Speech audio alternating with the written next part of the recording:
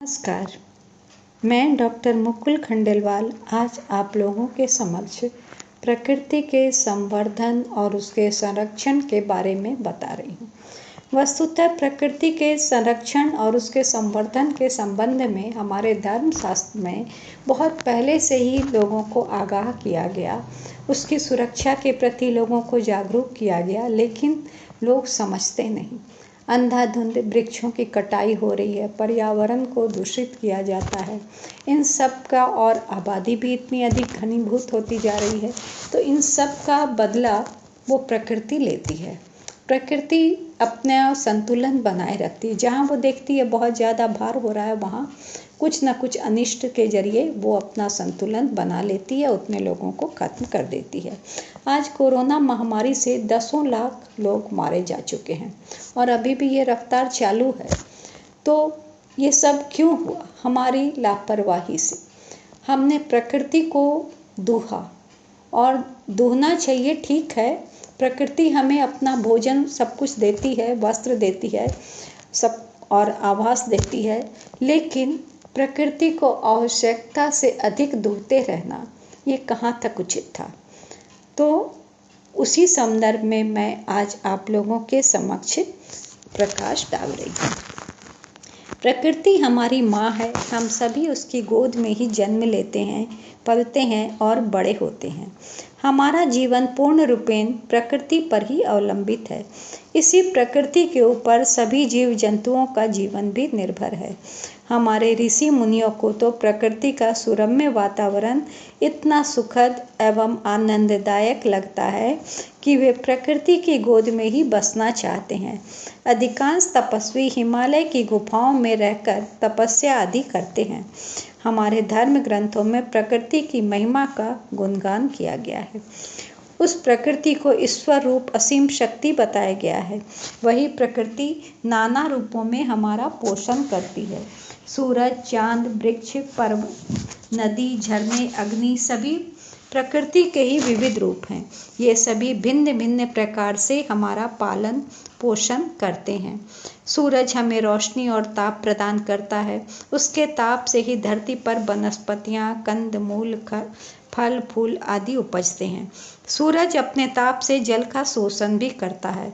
सागर का खारा जल भी सूर्य रश्मियों द्वारा शोषित होकर अमृत तुल्य हो जाता है और वर्षा के रूप में पुनः धरती पर आता है। यह क्रम निरंतर चलता रहता है, जिससे सृष्टि संचालित होती है। ऋग्वेद भाग 2 मंडल 3 सूक्त 15 और श्लोक संख्या 6 में कहा गया है, प्रपीपय वृषभ जिन्व वाजा नग्ने त्वं रोदसी न सुदोघे देवेभिर्देव सुरुचा रुचानो मानो मर्तस्य दुर्मति परिष्ठात्। अर्थात अभिष्ट वर्षा में समर्थ अग्निदेव सूर्यदेव आप हमें पूर्णता प्रदान करें और विविध अन्नों से पुष्ट करें। उत्तम दीप्तियों से दीप्तिमान होकर आप देवों के साथ द्यावा पृथ्वी को उत्तम दोहन योग्य बनाए। अन्यान्य मनुष्यों की दुर्बुद्धि हमारे निकट भी न आए। यहाँ अन्यान्य मनुष्यों से तात्पर्य उन मनुष्यों से है जो स्वयं के स्वार्थ पूर्ण करने हेतु प्रकृति का आवश्यकता से भी अधिक दोहन करते रहते हैं। अर्थात ऐसे दुर्बुद्धि जनों से हमें दूर ही रखना, क्योंकि बुरी संगति भी इंसान को बर्बाद कर देती है। तो ऐसे लोगों के साथ रहकर कहीं हम भी प्रकृति का दोहन न करने लग जाएं। अज्ञानी एवं दुष्ट जन ही प्रकृति का दोहन करते हैं। प्रकृति को दोहन योग्य पुष्ट बनाना अर्थात उसे सस्य श्यामला हरी भरी वनस्पतियों से युक्त बनाना, यज्ञीय प्रक्रिया द्वारा पर्यावरण का संतुलन बनाए रखना ज्ञानियों का कार्य है। पुरातन काल से ही यज्ञ आदि करने की बात हमारे यहाँ कही गई थी। राजसूय यज्ञ, अश्वमेघ यज्ञ ये सब हुआ करते थे। यज्ञ में हम जिन जिन सामग्रियों यानी जड़ी बूटियों आदि का द्वारा हवन करते हैं, वे विषैले तत्वों को विनष्ट करती हैं और उससे जो धुआं उठती है वो आकाश में पहुंचकर वायुमंडल को स्वच्छ करती है। यज्ञ से उठी धुआं हमारे लिए भी अत्यंत लाभप्रद होती है। इस प्रकार यज्ञ द्वारा वायु प्रदूषण समाप्त होता है, साथ ही साथ वर्षा आदि भी होती रहती है। प्रकृति को हम माँ कहते हैं क्योंकि एक माँ के समान सारी जिंदगी वो हमारे बोझ को ढोती है, हमारी देखभाल करती है और हमारी देखभाल करने के प्रति वो बड़ी सजग रहती है। एक बच्चे के जन्म लेने से पूर्व ही वो उसके भोजन की व्यवस्था कर देती है, उसकी माँ के स्तनों में दूध भर देती है ताकि जन्म लेते ही बच्चा स्वादिष्ट, ताज़ा और स्वास्थ्यवर्धक दूध पी सके। साथ ही साथ एक माँ के हृदय में उस बच्चे के प्रति वात्सल्य और प्रेम की भावना भी भर देती है, जिसके चलते वह बड़े मनोयोग पूर्वक अपने बच्चे की सुरक्षा, सेवा और देखभाल करती है। यह भावना प्रकृति के हर मादा जीव में देखी जाती है। प्रकृति जिस प्राणी को जिस परिस्थिति में उत्पन्न करती है, उसके अनुकूल ही उसे साधन भी प्रदान करती है। मांसाहारी जीवों के दांत और नाखून ऐसे बनाए गए कि शिकार को अच्छी तरह पकड़ सके और उसे फाड़कर खा सके। इसी प्रकार शाकाहारी जीवों को उनकी प्रकृति के अनुरूप खाने और पचाने वाले यंत्र मिले हैं। ठंडे और बर्फीलों प्रदेशों में रहने वाले जानवरों के शरीर पे बड़े बड़े बाल होते हैं जो ठंड से उनका बचाव करते हैं। दूसरी ओर गर्म प्रदेश में रहने वालों के शरीर उष्णता सहन करने की क्षमता संपन्न होते हैं। एक एक जीव का निर्माण प्रकृति ने इतनी कुशलतापूर्वक किया है कि आश्चर्य होता है। शरीर में प्रकृति द्वारा कैसी मशीन लगी है जो खाद्य पदार्थों को रक्त मांस के रूप में परिणत कर देती है। हर जीव के अंदर निरोधक क्षमता भी होती है जो उसे बीमारियों से लड़ने और रोग से मुक्ति दिलाने में सहायक होती है। वृक्षों से हमारे जीवन की व्यवस्था होती है। हमें प्रचुर मात्रा में नाना प्रकार के अनाज, मसाले, स्वादिष्ट, रसीले, खट्टे, मीठे सभी प्रकार के फल प्रकृति से ही तो प्राप्त होते हैं। पर्वतों से जड़ी बूटियां प्राप्त होती है जो रोग निवारण में काम आती हैं। जिस ऋतु में जो रोग होते हैं उसे ठीक करने वाली जड़ी बूटियां भी उसी ऋतु में होती है।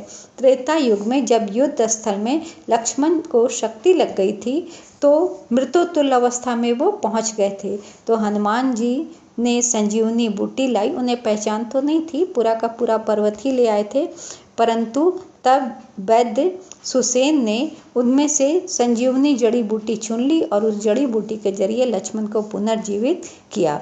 इन जड़ी बूटियों का संरक्षण आज अत्यंत आवश्यक है। अगर हम वनों को काटते जाएंगे, वृक्षों को नष्ट करते जाएंगे तो वर्षा भी नहीं होगी। जड़ी बूटियों तो क्या, खाने के खाद्य पदार्थ भी हमें नहीं मिल पाएंगे और लोग भूख से पीड़ित होकर मर जाएंगे। नदियाँ एवं समुद्र में नाना प्रकार के जलचर जीव निवास करते हैं, उन्हें अपना भोजन भी वहीं से प्राप्त होता है, परंतु हम नदियों के जल को दूषित करेंगे, समुद्र में गंदे नालों का और विषैले जो कारखाने से माने रसायन निकलते हैं उनको अगर जाने देंगे तो उसमें रहने वाले जंतुओं पर क्या प्रभाव पड़ेगा, इसका अंदाजा आप स्वयं लगा सकते हैं। हमारा ये शरीर पंच तत्वों से माने बना हुआ है। कहा भी गया है ना, क्षितिजल पावक गगन समीरा पंच तत्व विधि रचे शरीरा। ये पांचों तत्व प्रकृति से ही जुड़े हैं। हम इनको अगर दूषित करेंगे तो हम विनाश की ओर ही जाएंगे। आज प्लास्टिक के अंधाधुंध प्रयोग, वृक्षों और जंगलों की अंधाधुंध कटाई आने वाले समय में सृष्टि का विनाश ही कर देगी। हमारे धर्म ग्रंथों में प्रकृति को देवता माना गया है। प्रकृति के संरक्षण की भावना लोगों के मन में रहे, इसके लिए प्रकृति के विविध अंग उपांगों के पूजन की बात कही गई है। प्रातः सूर्योदय वेला में ब्रह्म मुहूर्त में उठने की बात कही गई है। आप धर्म ग्रंथ की बात न भी माने तो विज्ञान भी इस बात को मानता है कि ब्रह्म मुहूर्त की वायु सेहत के लिए बहुत फायदेमंद होती है।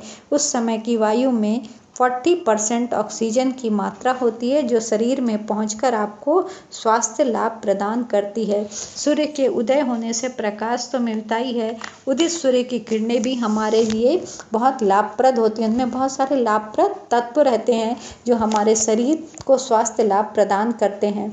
अतः ब्रह्म मुहूर्त में पूजन अर्चन की बात कही गई है।